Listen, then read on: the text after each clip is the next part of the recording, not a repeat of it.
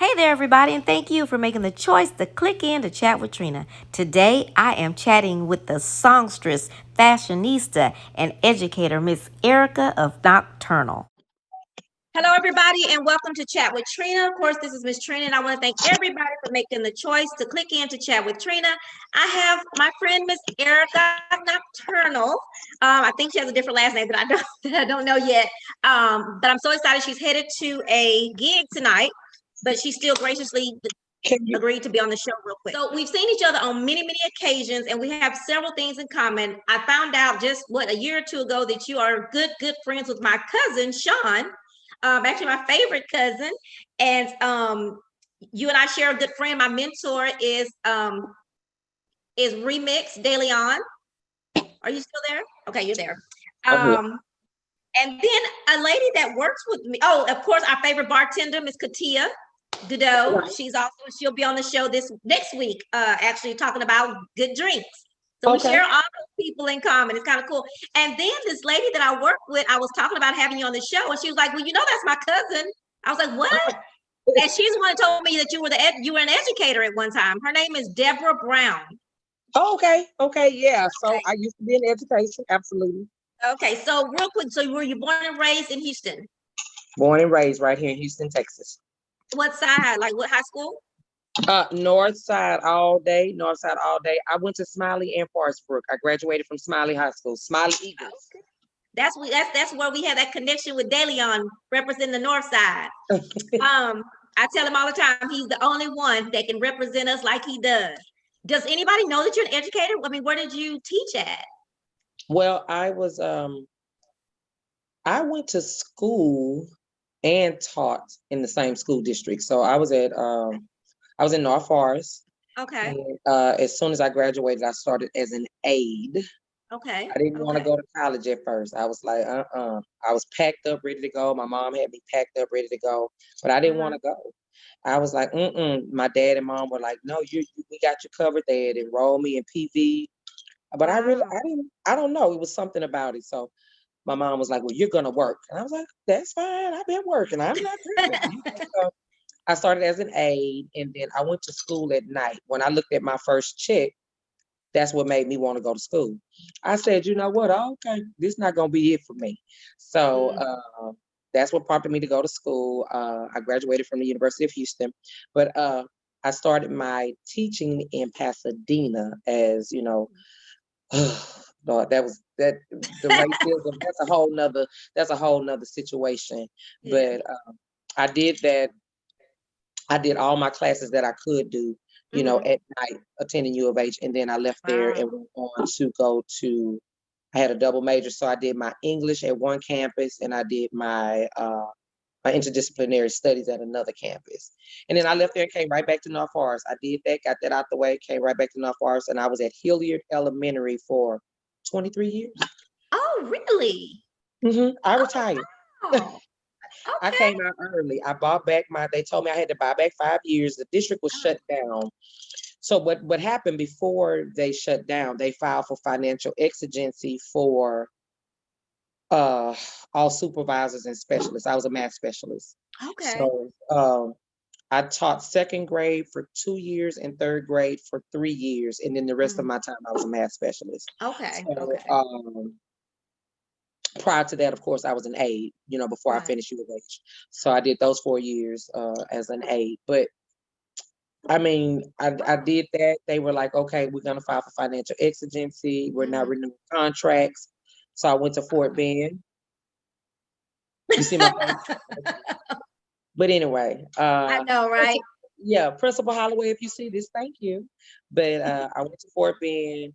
Into my second year, I was like, mm-mm, I'm done. It was one of these things where I had been taught to where, documentation rules the nation. Documentation, documentation, documentation. Yes. So, working with children and trying to make sure they get that extra piece, that type of thing, that extra work, that extra one-on-one where Mm-hmm. the parent, I was grading accordingly for this particular group of children, and that Mm-hmm. parent just was not happy. And when we got in the meeting, I was able to pull out all of my documentation and show well, no, you've been contacted, you've been talked to, da da da da da.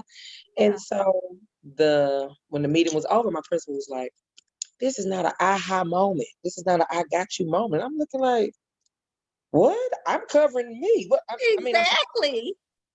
I walked out that day and I was like, I don't want to do this anymore. I called the admin office to find out what I need to do to get out.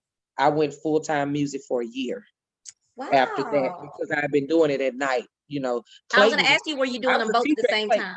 When I was at Clayton's, that whole 7 years, I was still teaching during the day. Well, I was a Really? math specialist during the day. So, yeah, it Okay. was.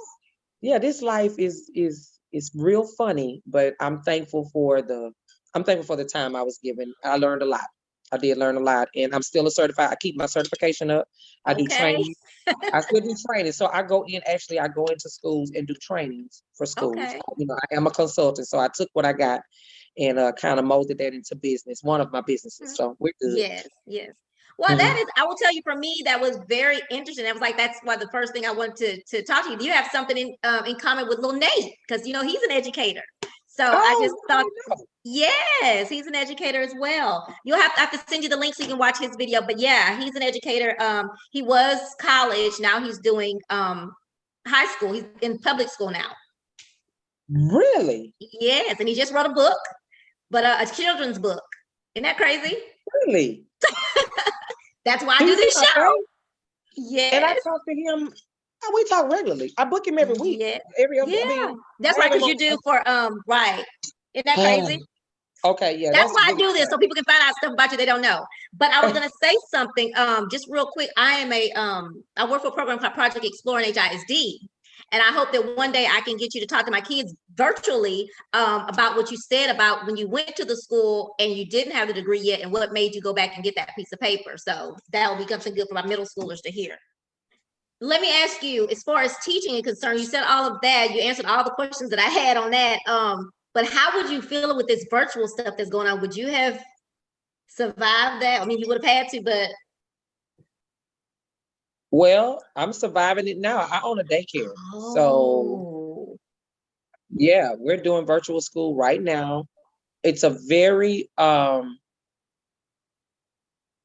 it's very hard for the teachers and the parents. This is a real crazy mm-hmm, time, but what most people need to understand that that setting is very important for children. Going to school and being in that setting gives them the mindset of yeah, school. Them being at home, sitting on the bed, sitting at a desk, sitting at a table, it's just not. that's not for It's not. everybody. It's it's just not. It's very hard, not only for the teacher, but it's hard for the Mm-hmm. children. And it's extremely hard for the teachers because the internet Just problems like this. that they incur. And then on top of that, they're having to man because they did asynchronous is Right. what was HIS Mm-hmm. chose. A lot of people Mm-hmm. chose.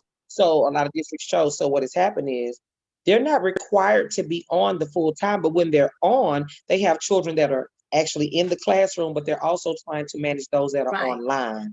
And so it's really weird. The other day, I watched a little girl Mm-hmm. dance online waiting on her teacher. Literally. She went outside her apartment. She's in her apartment. I know where she lives. Oh I don't know no. her apartment Yeah. number, but I know what apartment complex she lives Oh my in. gosh. I could basically find it if I go back, because I recorded it. Mm-hmm. Just I recorded this. And so what I could do is I could literally find her if I was a predator. I could Right. find her. Like literally, I Yes. could find her by looking at the cars in the parking Mhm. lot, looking at the building.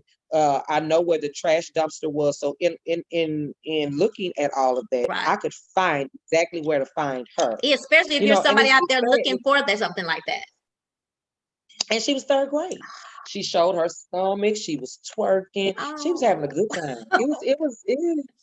It was bad. I've seen them sleep because myself and my staff Hmm. were actually doing the virtual schooling, and Yeah, it's like this is real it weird, is. you know. And if the parents don't have an advocate for them, it's really a hard thing because I actually went to the school for one of my children the other day, Hmm. up to Key, Hmm. and I said, and then I called Cashmere Elementary. I think that was what's today? Today is Wednesday. I called them Monday. Hmm. I was like, hey, I need to know why there are these gaps. What's happening? Like what's actually going on? So if parents don't really have that advocate, it's really a bad thing. So I just That really is think very that this true. is a bad time. We had to work at the churches. They had the sanctuary of learning. So my department, we had to go into the churches this like the beginning of the year to help those students that parents have to go to work. And it Mhm. was some days you go and the teacher would have class canceled. I'm like, this is third grade. How you cancel the class? All the time. So it was That so red strange to line me. scares me. When I see that red line, I'm Yeah, like, oh Lord, here we go. You know, yeah. So I and would it's have only to so call much the school to brain say pop so. you can do. It's only so much brain pop you can do. It's, And, and they're supposed to be on Mayan or Imagine Learning or Imagine Math. And mm-hmm, okay, but they're really not. I'm not sure what to do. It's just it's mm-hmm. a rough time. It's a really Yeah. weird and rough time for both parties. Both parties or everybody that's involved. You know, I even feel when I go in and see the teachers with 2 or 3 students there, they're having to maneuver both, and it's definitely stressful. You have a boutique, am I correct? I do. Is it a storefront, both, or online? So the way I'm set up, I'm I'm really online. However, Okay, I do have a storefront, okay, but I'm by appointment only. So if you okay, call and say, "Hey, Erica, I want to shop," and da da da, so we set it up. You okay. pay $25 to set your appointment, and that $25 goes towards your purchase. But what I Oh, don't want to do is I don't want to open up or have someone there, myself or someone else to come, and then nobody shows up. So if you don't show up, well, you've I got your already paid, $25. and yeah, you paid your $25. But if Yeah. you come, you get the full experience. The clothes are pulled for you. Oh, You get hors d'oeuvres, you get so it's beverage. an actual boutique.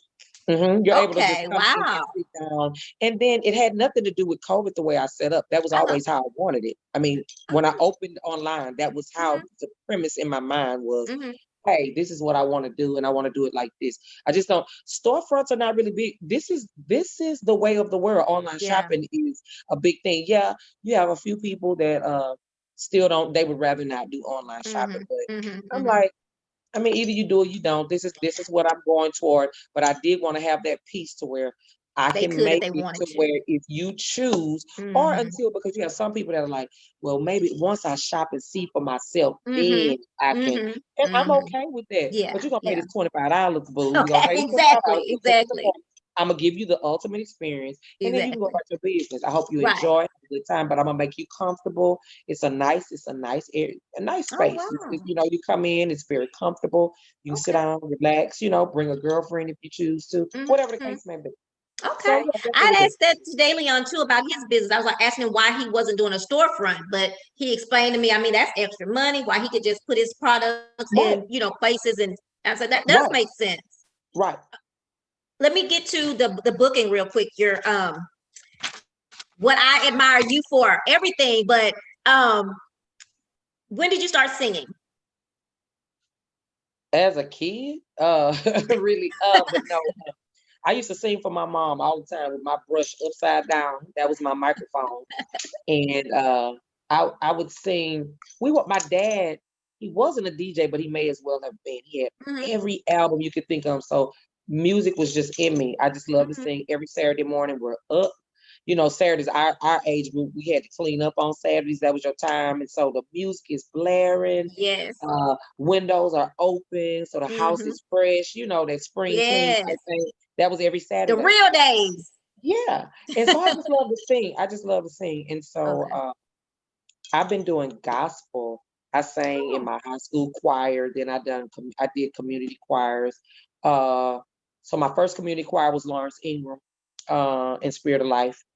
And then after that, I began singing with Adrian Medeiros and Gap. May he rest in peace.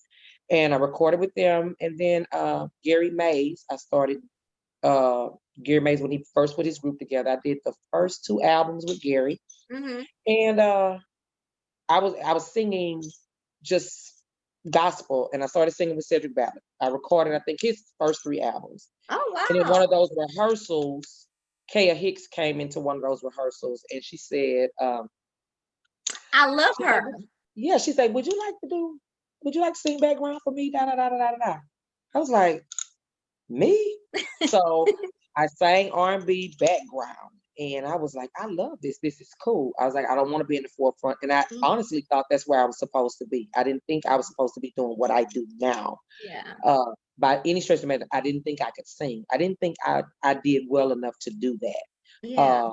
I don't think I still don't think I sound good. So, and that's just probably a private thing Of that I just course. probably Yeah. share with everybody. But Yeah. I don't really think, I don't think I'm the best singer. Like, I don't think I can really sing. Yeah. I have a good time You moving do. people. I have a And good time you, moving people and connecting hmm with people when I'm on the stage. So hmm what happens for me on the stage, I just kind of get on and do what I do. But that's how I started. That's how I got started in the R&B game. Kale was like, you can do this. Somebody was booking me. And I was like, I don't know. I sing 3 songs. I know 3 songs. And she was like, girl, you can do this. So the plan was to have Kaya sing. So I took the gig, but I told the band, these are cookie songs. This is what she's gonna sing these songs. Practice these. These are gonna be my 3, and I'm just gonna let her have a gig. oh, She got called to do a gig in Acapulco. So oh I was stuck no. on my own. Cedric Valley Yeah. laughed at me all night long. But that was my first show. I've been being booked ever since that first show. Ever Really? since I started working, I picked up, not long after that, I was doing 3 to 4 gigs a week. And you did Clayton's along. You said 7 years, right? 7 years. I sure miss Clayton's. I miss Ooh, Clayton's like crazy. we Yes, all do. We I all think, do. yeah. So Yeah. do you play any instruments? Girl, no, ma'am. No, ma'am. I like So, a little bit the piano, but no, yeah, I don't play. I think, but no, I don't play. there you go. I don't play. Do you have a favorite song to perform? I love it when you do, because what you do what you said, you bring the audience in with you. I love when there's energy and you're not watching your clock like some bands do, watching the clock to see when they're gonna be done. But Right. lighters up, no matter how many years you've done that, it is my thing, because Okay. you came to the Red Rooster one night. I was like, oh my God, this still sounds like, the other places. But yeah, so what is your favorite song to perform?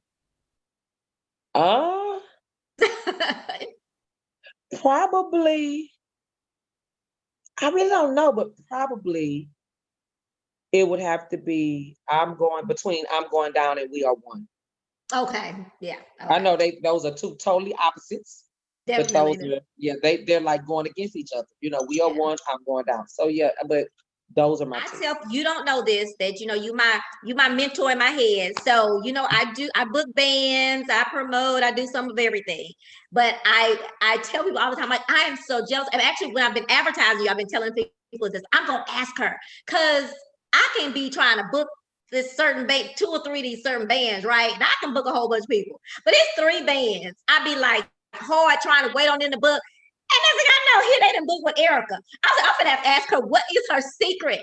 I build and maintain relationships for a living. And then you call, they don't answer, or they say, hey, we're gonna call you back. And so I was told by another person that's kind of a mentor to me too. She was, Trina, you just gotta stop calling. You gotta quit calling. So talk to me. How do you become this respected woman in this man's game? I honestly don't know. To be Yeah. honest with you, because I don't there's no there's really Game no rhyme or plan. reason for me. Like I Mm-hmm. really don't. I really Mm-hmm. don't have I'm firm. Mm-hmm. I think the edge I have, I think I'm able to, because I own businesses and I Mm-hmm. sing, I can Mm-hmm. see the inside. You know what I'm saying? I Mm-hmm. get both perspectives and I'm able to bridge the gap between owners and Mm-hmm. Nocturnal is the name of your band. Yes. that's the stage name, Where did you Erikah get that name Nocturnal. from? Where did you think of that? Honestly, You don't know? no, I know. Oh, I'm oh. just wondering, do I want to share? Oh, Uh, okay, okay, okay. it was it was I like all kinds of music, all kinds Okay. of music. And this was back when MySpace was out. Mhm. And I was like, it was on a cover, like somebody had posted their CD cover, some group, and one of their songs was not like about nocturnal or whatever, people of the night, but that was the title. And I was like, I like that. And then I just ended up, when I had to come up with a stage name, I was like, well, Erikah Nocturnal. My first gig was like, well, That was good. what is your name? It was like, well, what is your stage name? I said, I gotta have something catchy. I don't know. I was like, oh, Erikah Nocturnal. Let me ask you, I love the earrings. Is that something that you can purchase at your store? Yes. Okay, because I like those. Yes. What is Thank the website for the store? www.thedressingroom by BYEN for ErikahNocturnal.com. Okay. The dressing And by E. is it all sizes? Yes, it Okay. is. It is. Let's see. And one of the last things I want to ask you is if there was someone that came to you, one of your students came to you and said, hey, I want to get into the music industry. What would you say to them? What advice would you give them? Are you sure? Because I would let them know this is not the way it is now, the way it used to be, Trina, you do this. The way it used to be is nothing like what it is now. So we don't get paid as much, and then everybody kind of frowns, and that's why you don't see me everywhere, because nobody really wants to pay what I'm charging. Mind you, I've negotiated a little to some degree, and then I had to change. I had to realize what I charge at clubs is totally different from what I charge for my private events. Gotcha. Because I was just charging a flat rate, everybody the same. No, this is what it is when I first started. And it worked. I mean, it wasn't a problem, especially for what I brought to the table. But now, I mean, my fee is based on my resume and my years in. So it's just a little different, and I would just let them know, hey, this is not something you need to make sure that this is what you really want to do, because this is not a financial thing where you can sit up and, I don't know how you want to live, but if you really want to get comfortable, this is not something you just do and say, oh, that's what I'm doing. This is what I want to do. I mean, if it's your dream, great. If this is your goal, great. But just know there may be some bumps in the road. Everybody's not going to be, Anthony Hamilton. Everybody's not going to be the Hamiltons. Everybody's not going to be a Michael Jackson. That's not realistic. That's not true. Everybody's not going to be a Lizzo. And it's just one of those things where I would let them know, hey, this is real life out here. This is real life. And you got to put in that work. Are you sure? Because this is real. This is real life. And I look at so many artists, especially with this pandemic. That hurts me so bad. Yeah. Because I'm thinking, wait a minute. You don't have insurance. You haven't done your taxes. So you can't even get this money that's out here. Like the mayor, they just released the other day on the 5th, this money that they have for us. Now, I'm not even applying, but I'm thinking about all the people that could apply, but can't apply. Because they have stipulations, different stipulations. Yeah. You have to be able to pay your taxes, and there's certain things you have to be able to show proof of income and things like that. You have to be able to show that proof. But if you haven't kept your records right, you know what I'm saying? Because you're getting paid by these clubs and promoters. Some of them may pay cash. Some of them pay. My band will tell you, interview any one of them. They all get a 1099. Exactly. All of them. Yeah. And if you don't want to sign for one, I don't need you. You're good. Yeah. Because a lot of the people I work with, I have to sign. They book me. So you have to have your business in place. And then don't take on, I think some of them don't even, because they don't understand that in their head. I just think it's all about, it's like teaching a child to save money. It's an educational process where you just kind of have to sit down and say, they have to want to know. And I think right now, if every musician is not trying to figure out how to keep their stuff aligned, then something's wrong.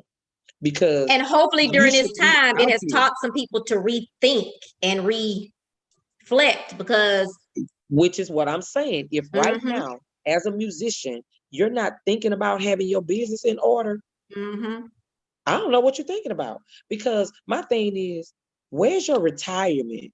Where's your, because what are you doing? you're not paying any Social Security if you're not getting your taxes done, because you're not paying any taxes. Right. So you're not paying any Social Security. So what are you doing exactly? So it's just Yeah. back to what you asked. Are you sure? That's gonna be the first one. Exactly. And it's not And I about want to just getting up there. educate anybody.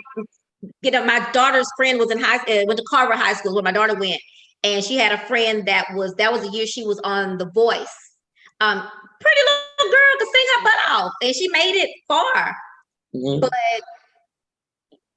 she's not doing a lot now. And I guess I say that to say that you can do that, but it's good to have something else, along with that. In my opinion, I kind of tell a lot of little kids, you say, well, what do you want to do when you grow up? The first thing little boys say is, oh, I want to be a football player. Well, I'm gonna need you to go do your homework, baby, and you let me know how many people made it from high school to pro.